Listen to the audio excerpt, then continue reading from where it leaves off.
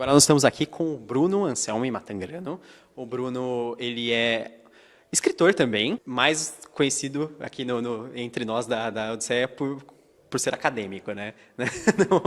Teórico do grupo. Teórico do grupo. E o Bruno, ele se especializa em literatura francesa, originalmente, né? Francesa e portuguesa. Ah, tá.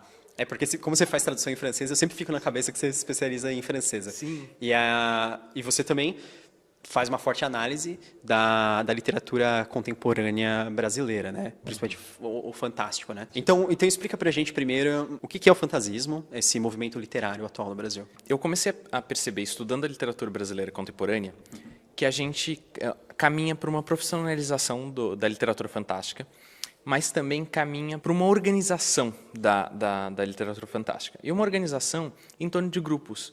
Pessoas que se autodenominam autores de literatura fantástica, leitores de literatura fantástica, editores específicos de literatura fantástica. E isso nada mais é do que um percurso natural de movimentos anteriores. As pessoas com interesses similares acabam... Pessoas com interesses similares se encontram, se agremiam e começam a defender ideais. Sim. Então, é muito comum a gente ver discussões em Facebook, ou mesmo em debates, palestras, as pessoas se colocando, não, porque nós do Fantástico, porque os realistas. E esse é um processo de movimento. E daí eu comecei a sistematizar isso teoricamente, depois o Enéas Tavares, professor na UFSM, se juntou a mim e a gente começou a desenvolver essa pesquisa juntos. E a gente começou a perceber que, de fato, há um movimento, há um sentido de grupo, um sentimento de grupo, uma intenção de publicar, especificamente, literatura fantástica com algumas características em particular, como uma preocupação mais forte com diversidade, tanto étnica, quanto sexual, quanto cultural, e de resgate de matrizes naturalmente brasileiras, e um sistema antropofágico de lidar com a literatura estrangeira. Então, ver o que está acontecendo na cena internacional e dar uma cara brasileira para isso. Sim. Então, isso para nós é o fantasismo, e chama fantasismo porque é sobretudo na fantasia, e mesmo quando não é especificamente na fantasia, é uma ficção científica que pende para a fantasia, um horror que pende para a fantasia. Sim. Isso é uma característica muito forte do nosso fantástico contemporâneo. É bem mágico sempre, né? É muito mágico, Tá. com questão de raças, muito místico, com monstros clássicos ou mesmo monstros reinventados, mas muito forte essa questão do monstro. É interessante você falar esse negócio da profissionalização, porque foi a resposta de muitos autores quando eu pergunto sobre o que eles acham, assim, como eles veem o cenário de fantasia hoje em dia. Eles falam, nossa, eu acho que o pessoal se profissionaliza mais e com o reconhecimento de editoras grandes, por exemplo, eles acabam se profissionalizando ainda mais, porque aí eles veem essa oportunidade e eles falam, não, agora eu vou atrás disso e eu vou cercar essa ideia e fazer dela a minha, né? E eu vou produzir dentro desse nicho. Que, tipo, normalmente sempre foi o desejo, o sonho dessas pessoas, e aí elas veem como uma coisa, assim, até razoavelmente concreta, e aí elas vão atrás. Então, elas acabam se juntando, se agremiando, como você falou, né? Na verdade. E é engraçado que as pessoas têm a paixão por editar. Exatamente. Tem a Ana, tem o Arthur. Aí depois vocês fizeram a exposição. Então, né, a esse respeito, vocês transformaram isso num conceito, e aí vocês falaram... A exposição, na verdade, ela nasce de uma coisa separada do fantasismo. E a exposição e o fantasismo se juntam no livro. Tá. A exposição nasce de uma vontade de mapear a literatura fantástica brasileira. A exposição chama o Fantástico Brasileiro, o insólito literário do romantismo à contemporaneidade. Atualmente ela está aqui na Odisseia, mas ela já passou por outros locais. Sim, ela já esteve em Curitiba, já esteve aqui em Porto Alegre, na PUC, na URGS, na Federal do Rio Grande do Sul, tanto na reitoria quanto no prédio de letras, e já esteve no campus da UFSM, a Universidade Federal de Santa Maria, no campus Silveira Martins. Sim. E agora, no segundo semestre, a previsão de 3 cidades em São Paulo, Rio de Janeiro, em Santa Maria mesmo, e mais alguns lugares que a gente ainda está em negociação. E aí, você estava falando da produção da exposição em si? Então, a exposição nasce, na verdade, de 2 artigos que eu escrevi em 2013 para a revista Bang da Saída de Emergência, que foi eu me lembro dela. Foi um convite da editora da revista Bang. Ela falou, eu quero saber o que tem de fantástico na tradição brasileira. E daí eu fiz essa pesquisa, fiz esse mapeamento e deu origem a 2 artigos. Ia ter um terceiro, que eu cheguei a escrever, mas não chegou a ser publicado porque a revista acabou. Mas eu fiquei com esse material. E daí, conversando com o Enéas, a gente pensou, nossa, precisa trazer isso para o público, porque há uma tradição, hoje em dia o fantástico é tão forte, por isso o fantasismo, só que as pessoas não sabem o que veio antes. Tá. ou muitas vezes sabem só o principal, assim, só alguns nomes, mas não tem uma noção histórica, uma noção de desenvolvimento dessa literatura. Quase uma genealogia, né? Quase Exatamente, uma exatamente. genealógica. E daí a gente quis mostrar isso de uma maneira que chamasse atenção. E daí veio a ideia da exposição.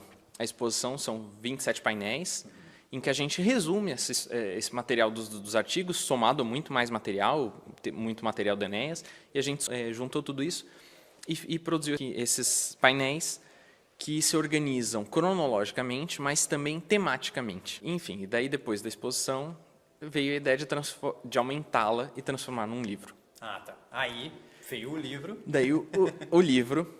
Que você escreveu em coautoria. Eu escrevi em coautoria com Enéas.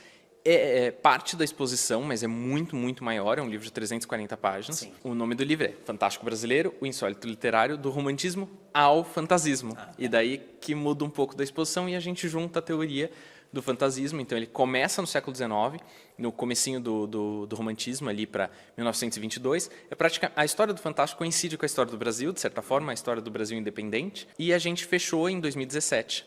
Então, a gente veio até o ultracontemporâneo, algo que é bem raro nos estudos literários, nos estudos acadêmicos. E a gente fecha com A Ordem Vermelha, que foi um livro lançado em dezembro de 2017. Então, é o último livro incluso. E começa com Justiniano José da Rocha, que é um romântico que ninguém lembra hoje em dia, que escreveu contos fantásticos lá no começo do século XIX. É muito legal isso. Essa é uma genealogia bem mais completa, né, que vocês acabaram fazendo no livro. Sim, Tipo, olha, entre autores, editores, enfim, nomes citados, teóricos, são 777 nomes. Caramba. De pessoas que foram citadas ao longo do livro. Então, foi uma pesquisa bem extensa. E poderia ser até mais, que a gente também tinha um prazo, tanto acadêmico quanto editorial, e a gente tentou se centrar em nomes que foram muito importantes para a sua época e tal. Vocês tinham algumas regras também para incluir os autores, né? Sim, a gente teve que fazer algumas delimitações.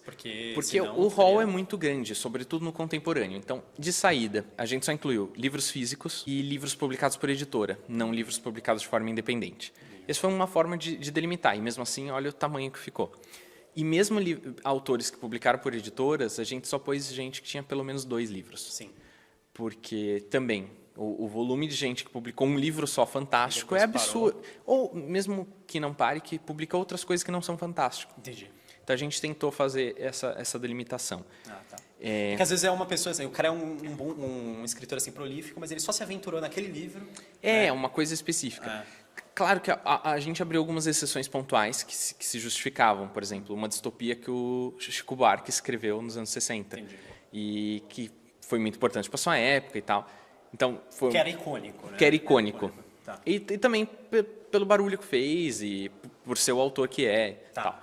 Então, a gente abriu algumas exceções, mas, em geral, a gente se centrou em autores que se dedicam, de fato, ao fantástico. Entendi. Sobretudo os contemporâneos que se dedicam largamente ao fantástico, que se declaram como autores de fantástico. E o livro é maravilhoso também, em capa dura. Os exemplares são numerados. E eu tenho o número 1. Lide com isso. E o capa livro dura ilustrado. Capa dura ilustrado. As ilustrações do começo dos capítulos são muito legais.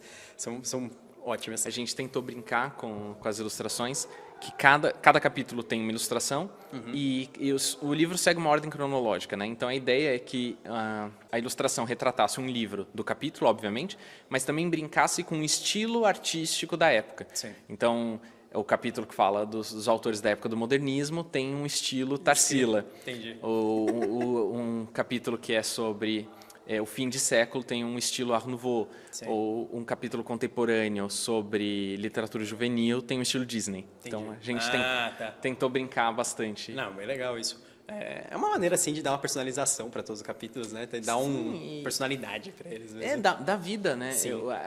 A ilustração é uma coisa que eu acho que é um costume que caiu em desuso e é uma pena. Porque antigamente qualquer livro era ilustrado, não só livros infantis. E hoje em dia parece que é uma coisa relegada a livros infantis. Sim. Livros acadêmicos, vou dizer raramente para não dizer nunca, são ilustrados. Então a gente quis fazer uma coisa diferente, algo que desse um diferencial para o livro. Bem legal. Projetos, além de terminar o doutorado? Então, eu estou terminando o doutorado, eu tenho projetos de tradução, mas não posso falar ainda. Ok. Eu e o Enéas estamos organizando uma revista, um número especial de uma revista da UERJ, no Rio de Janeiro, chama Revista Busões, de um grupo de pesquisa de insólito, literatura fantástica lá do Rio, e a gente está organizando um número específico sobre É o Fantástico Brasileiro Contemporâneo, de 1980 a 2018. Joga a revista Busões no Google, vai aparecer. São artigos de pesquisa acadêmica e daí o número está previsto para dezembro. Bruno, muito obrigado pela entrevista. Eu que Foi agradeço. ótimo te encontrar lá no Odisseia e te entrevistar. Muito obrigado. E vocês continuem acompanhando as outras entrevistas com os autores e editores daqui da Odisseia. Tchau, tchau. Tchau, tchau.